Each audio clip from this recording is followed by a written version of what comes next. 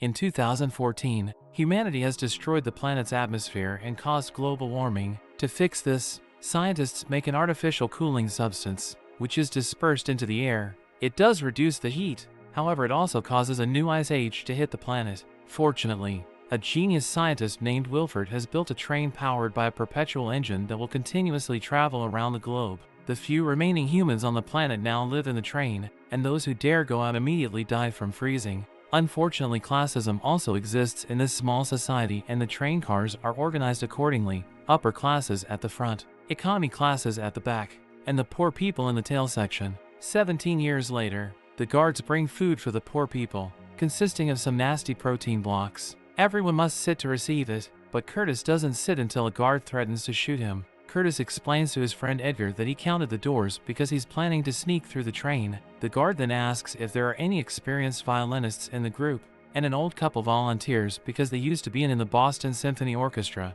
The guard tries to just take Gerald because they only need one musician, but Gerald refuses to go without his wife. This causes the guard to beat up the woman and break her hand before dragging Gerald away. Afterward, Curtis visits Tanya and her son Timmy to ask the boy to trade protein blocks. Curtis cuts up his new block and finds a small capsule with a message in it, which he takes to Gilliam, an old one-armed man who sits next to a Wilford logo on the wall. The message says Nom, the name of a security expert from the prison section. Curtis wants to find him so he can help them with the revolution, so Gilliam assists Curtis in mapping out their options. Later, while everyone is sleeping, a bunch of guards arrive with Wilford's assistant Claude, who starts measuring all of the children with a tape. Suddenly, Claude approaches Tanya and moves her skirt to find Timmy hiding there, so Timmy tries to run as his mom screams. However, the guards capture Timmy and beat Tanya up to shut her up. After some more measuring, Claude takes Timmy and Andrew's son Andy. A devastated Andrew yells and throws a shoe at Claude, so the guards immediately capture him.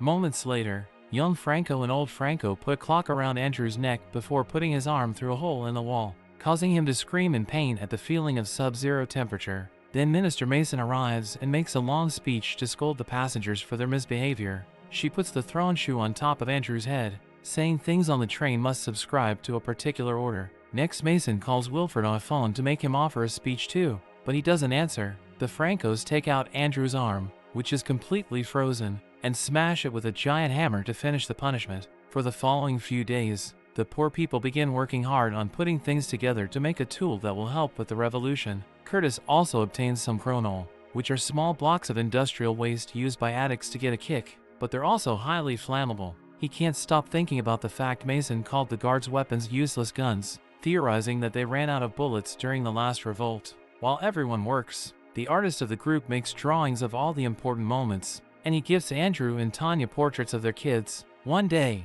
the alarm suddenly goes off and everyone scrambles to get in line for the guards. Their device is ready, so to create a distraction, they start yelling in protest of the protein blocks. A guard grabs an old man and threatens to shoot him, so Curtis runs forward and puts the gun on his own head instead. When the guard pulls the trigger, nothing happens, so Edgar yells that the guns have no bullets and chaos breaks out. The device turns out to be a giant train of pipes on wheels, which the group starts pushing through the next compartments with Curtis riding on top of it. A huge fight breaks out between the guards and the rebels, but without the guns, the rebels easily overpower them. Suddenly, a huge guard tries to block their way. However, Gray jumps on top of him and quickly kills him, stealing his keys in the process. Afterward, the rebels easily reach the prison car, where cells are actually compartments on the walls. Using the keys, they manage to release the security expert Nom, who looks rather dazed because he's an addict. After grabbing a translating device from the wall, Curtis explains he needs help getting through the doors in the following cars, and he can pay Nom with chronol. As he thinks about it, Nom smokes a cigarette, which shocks everyone because cigarettes haven't been available for over 10 years. The little Chan takes the chance to steal Nom's matches. After lots of thinking, Nom throws the cigarette and everyone starts fighting over it, but Nom also joins the fight until Curtis pulls him out of it. Nom reveals he took the keys and opens another compartment containing his daughter Yona, who is also an addict. Nom agrees to help if both of them get chronol for each door. Cutis accepts the deal, so Nom starts working on the door's wires. After Yona announces there's no one on the other side, Nom opens the door and the group confirms it's empty. Someone opens the windows and everyone is shocked to see the sunlight again after almost 2 decades. The world outside is covered in snow and every city is completely frozen. Then Nom begins working on the next door and Yona says he's running right before it opens. The group is surprised to see Paul, a previous member of their group who is now jumping around like a maniac. He didn't used to be like that, so they look around and notice these are the machines that make the protein blocks. Paul was brought here to make the blocks alone, which has driven him crazy. Curtis looks inside a machine, only to be horrified to discover that the ingredients for making the protein blocks are cockroaches. Suddenly he finds another capsule on the floor and asks Paul about it, but he doesn't know who sends them. He just puts them in the food. Gilliam opens it and finds the word water, so Paul tells them the water supply is a few cars up. If they control the water, they can control the negotiation. While Nam works on opening the next door, Curtis chats with Yona and learns that she was born on the train. Curtis comes from the outside but doesn't remember anything before the train. Curtis also wonders if Yona's clairvoyant, causing her to look at the door and yell, "Don't open it." Unfortunately, it's too late. The door opens and reveals a room full of masked men armed with axes. As a threat, they hold up a fish and gut it. The rebels aren't intimidated and run forward, causing a chaotic fight to start. Both sides quickly begin losing people as they kill each other without mercy, splattering blood all over the car. Edgar and Curtis try to advance through the crow as they kill lots of masked men, but suddenly Curtis slips on the fish. A man tries to kill him when he's down, but Edgar jumps to kill him first just in time. At the front of the car there are even more masked men and a few guards, who announce they're about to cross a bridge. Then the men begin counting down, and when the train reaches the bridge, they yell Happy New Year. Unfortunately, since last year, several banks of ice have formed on the bridge. The train shakes like crazy as it goes through them, causing everyone to fall to the ground except for Yona and Nam, who look out the window to check on the cliffs below. Eventually a guard announces that they've crossed the bridge and everyone stands up to fight again, only to be interrupted when Mason and the Francos enter the car. She scolds the rebels for being ungrateful for the shelter and food that Wilford has been giving him all these years and informs them that 74% of them will be killed. A furious Curtis throws an axe at her face, but it gets blocked. Suddenly Mason holds up binoculars and her men put on special masks. So Yona explains to Curtis that there's a long tunnel coming up. The car goes dark as the train enters the tunnel, but the guards can still see thanks to their special masks. The rebels are quickly overpowered and they start dying one by one while Mason enjoys the massacre as if it were a play. Rebels continue to die, but Curtis remembers something and he yells for Chan to start for fire. Chan uses the matches he stole to light up a torch, and soon he and Andrew are guiding a group of rebels with lots of torches that they bring into the dark car. With the help of the fire, the rebels get the upper hand again, and Gray grabs an officer to threaten to kill him if the enemy doesn't surrender. Mason doesn't care about some low-level employee, so Gray kills him and continues to fight, throwing a knife to stab Mason in the leg. Curtis sees an opportunity and runs towards Mason, only to realize that young Franco has caught Edgar. For a second Curtis doesn't know what to do, but in the end he chooses the needs of the many and runs to capture Mason while Franco kills Edgar.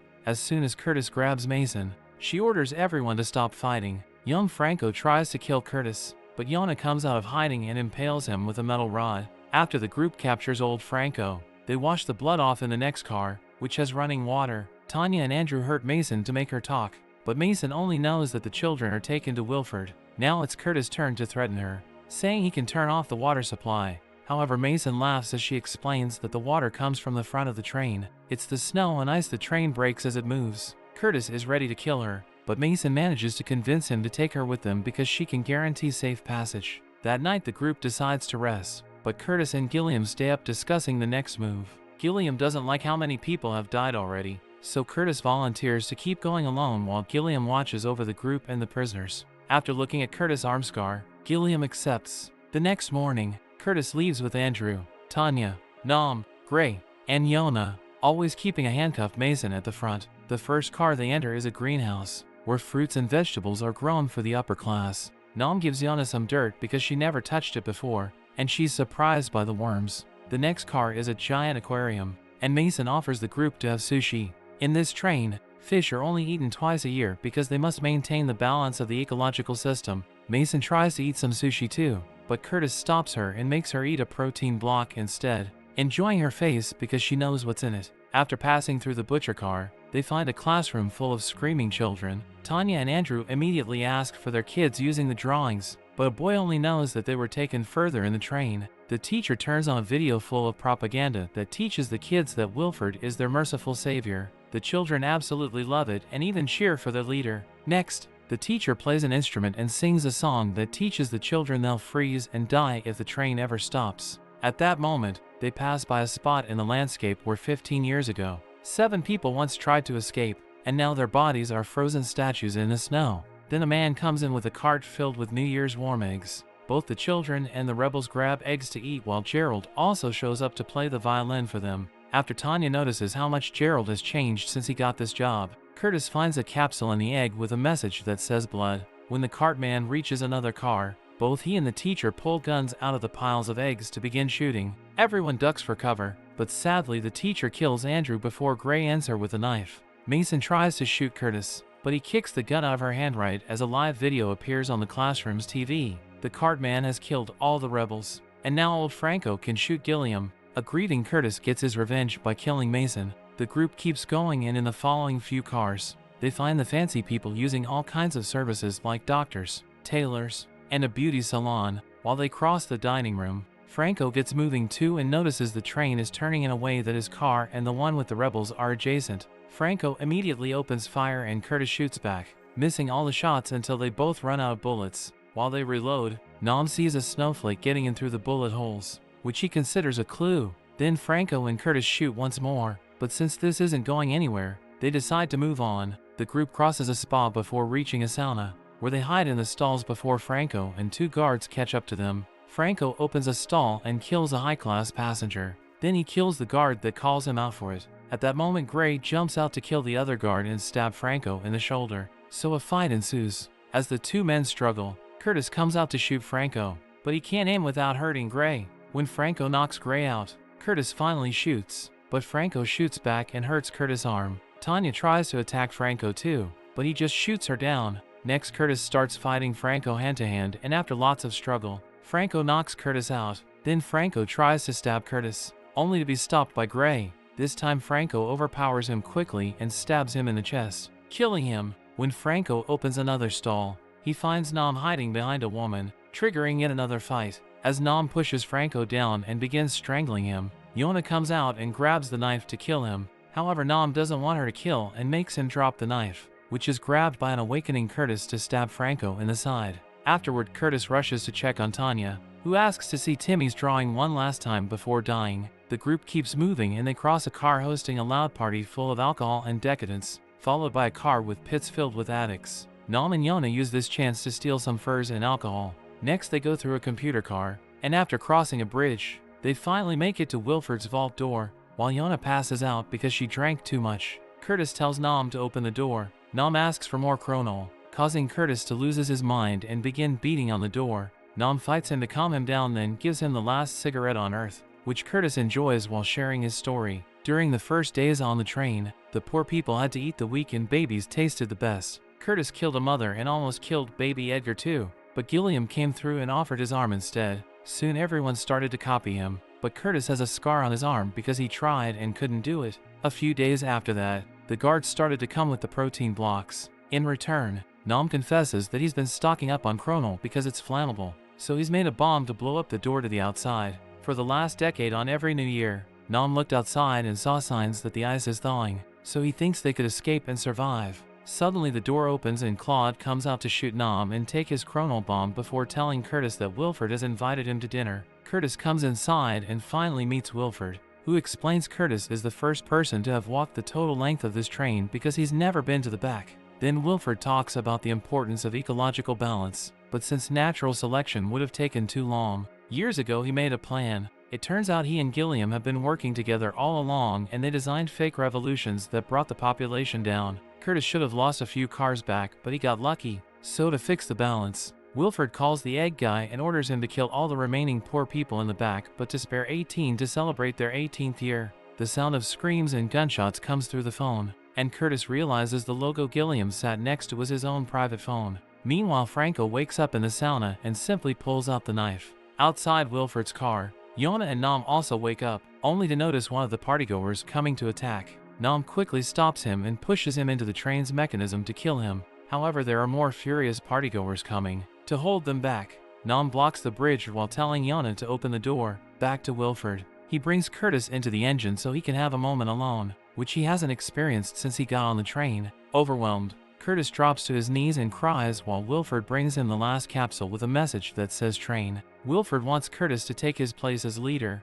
saying it's what Gilliam wanted too. Outside, Franco starts making his way through the partygoer crowd. At the same time, Yana finally opens the door. Claude comes out to investigate, but Yana kills her and takes her gun, firing it at Franco until she runs out of bullets. Franco is still alive, so Nam tells Yana to get the chronal back from Claude and the matches from Curtis. Yana runs inside and holds her hand out, but Curtis is under Wilfred's manipulation and pushes her away. Desperate, she grabs a fork and lifts a floor tile to reveal Timmy working on powering the engine. Wilfred explains that they've run out of parts through the years, so nowadays he uses kids as a replacement. A furious Curtis jumps on Wilfred to beat him up. Then he painfully reaches into the tile to stop the engine cogs and gives Yana the matches. While Yana runs out, Andy comes out of a compartment and goes to the engine to activate it again. In just a second, Nam kills Franco. Yana lights up the chronal, and Curtis pushes through the pain of breaking his arm to stop the engine again so that Timmy can climb out. Then the group runs to hug as the chronal explodes,